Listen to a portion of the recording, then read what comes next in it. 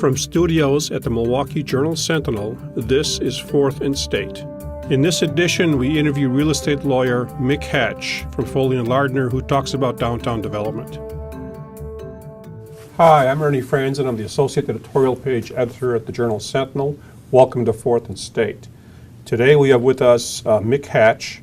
He's a real estate partner at Foley and Lardner. He has been involved in billions of dollars of real estate transactions, as I understand it. And we're here to talk about downtown development. There was recently an announcement between the state, the county, and the city of some key developments at the lakefront, the former or the current transit center site that's being planned for the couture development. NML is doing something with a new building, and the state has agreed to remove some of the ramps down there and create a better traffic flow.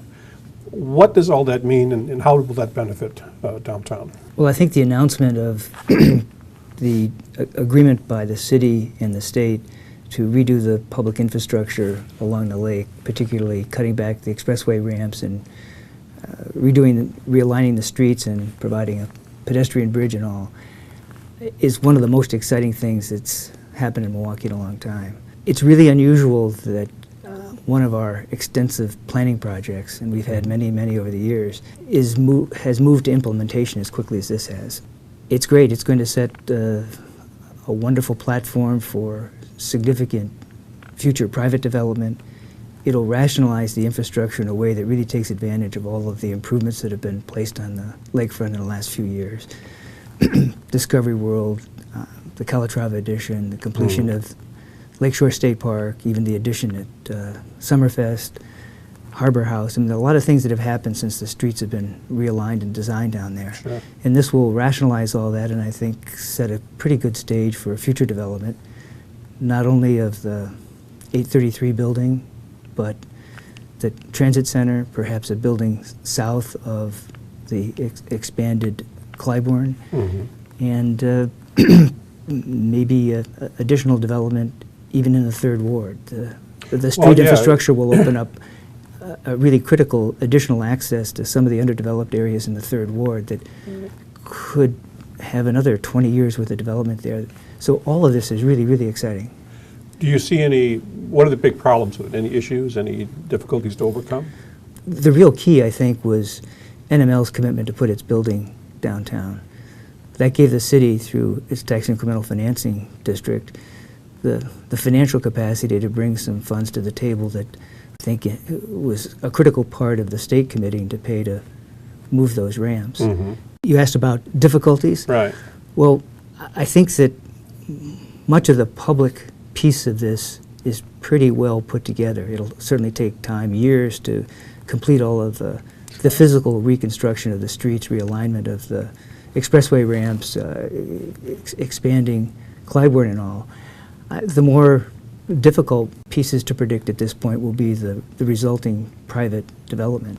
The 833 building and the couture have received a lot of publicity. I think they're both beautiful buildings.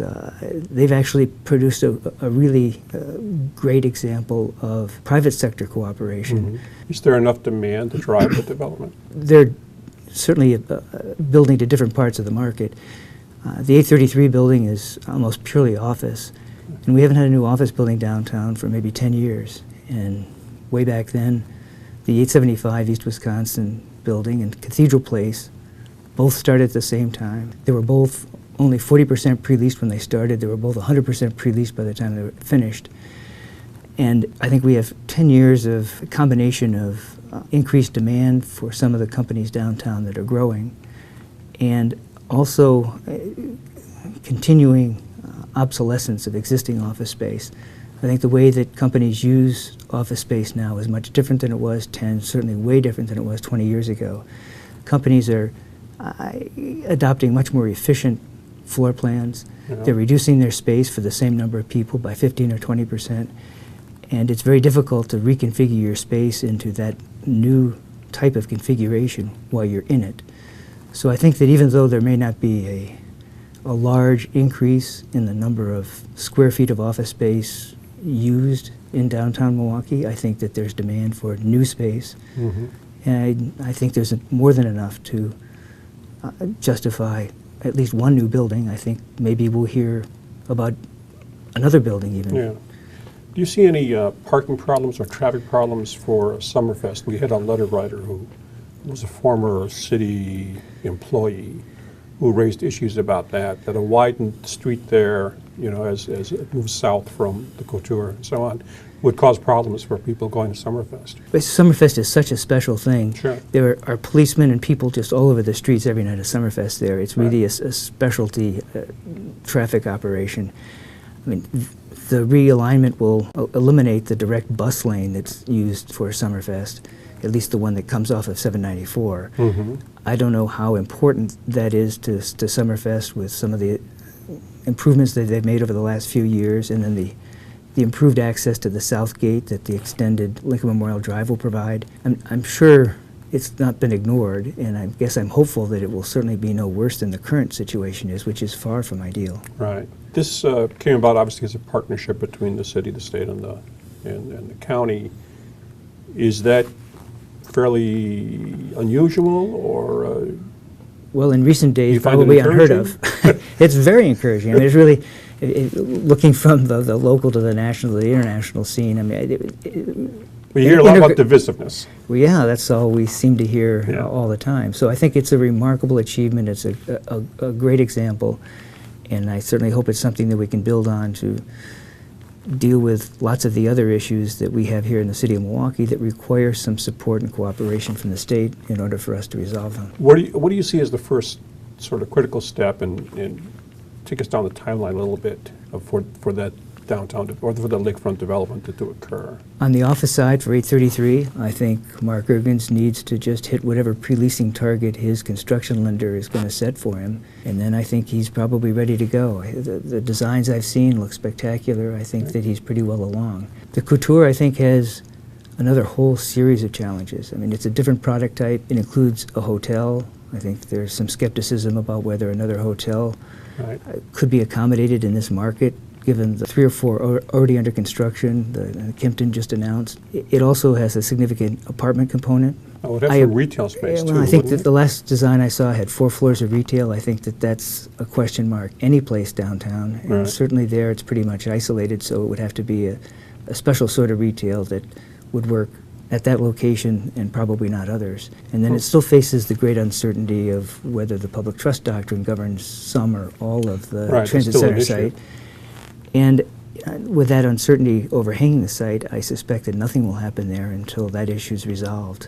So things are popping on the east side of the river in Milwaukee. Things are happening. It's a generational change. It's really exciting. What about the west side of the river? I mean, we have holes over there. There's issues around the Bradley Center, Park East. Talk about that. What needs to happen on the west side of the river?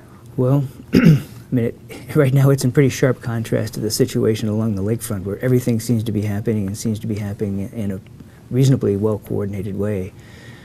There are lots of things west of the river that attract attention and probably need to be addressed in a coordinated way, but it's not at all clear how that's going to happen. One of the key pieces is a new arena.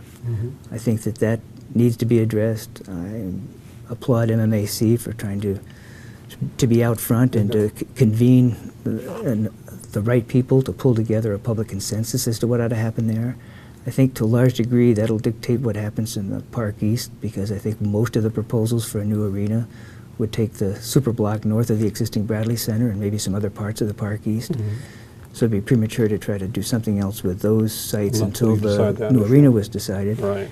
And one of the more compelling proposals to fund some of that public investment is a sales tax that would cover more than just a sports complex, but deal with a lot of other cultural attractions. Right. And that would presumably affect the public museum west of the river. Right. Whatever happened would probably need to be coordinated with the convention center. There are lots of questions about the convention center. It is smaller than most of our peer cities' convention centers, but does it make sense to expand it unless we have additional hotel rooms, and do those hotel rooms need to be close? I think there are lots of unanswered questions there that also need to be resolved. What about like the Grand Avenue? The Grand Avenue is a dilemma. It was such a thrill in '83 when it opened and had many retailers that didn't have a presence anyplace else in Wisconsin. It really looked like it could be an exciting project that would carry the whole west of the river for a generation or more. But that certainly has changed a lot, and I'm not sure what the answer is there. I like Gary Gruno's suggestion of creating a 501c3 to turn the eastern half of and a beautiful building at that, into an incubator, startup, accelerator type building. I like some of the proposals to turn some of the obsolete office space in the upper floors into additional apartments. The apartments on top of the Boston store do well. I think that the millennials are a key part of Milwaukee's success and the success of the businesses that are here. I think if we can't attract and retain the bright young people that we need to keep these businesses going and to grow them, that we won't be successful. And I think that they like to live in interesting, dense urban environments, particularly like historic buildings, of which we have a lot. The Grand Plankinton building being a great example. Yeah, it is. And I think as sort of part of that renaissance, the Posner building is a key piece just across the street. I think that if that were renovated as it's been proposed into apartments, that would be an attractive place for young professionals and would add to the base of residents downtown, which I think is a key aspect to so much of what we want to achieve downtown. I think trying to to build retail before we have more people living and working downtown is unlikely to be successful. So I think we need to start by attracting. Do we need a better plan? Does the city need a better plan for west of the river? What we probably really need is an economic development plan. I think the city has done a really good job in pulling together land use plans throughout the whole city. But it's a different part of the planning process, a different aspect to the whole big picture to deal with the economic development aspects of how you attract and retain the businesses as opposed to just what the particular uses of the real estate will be. I think the city's land use plan is a great foundation, but it needs to be taken a couple levels up to deal with the economic development aspects of that planning process. Well, thank you very much for your time today. We appreciate you coming and talk to us. You're welcome. It's a pleasure.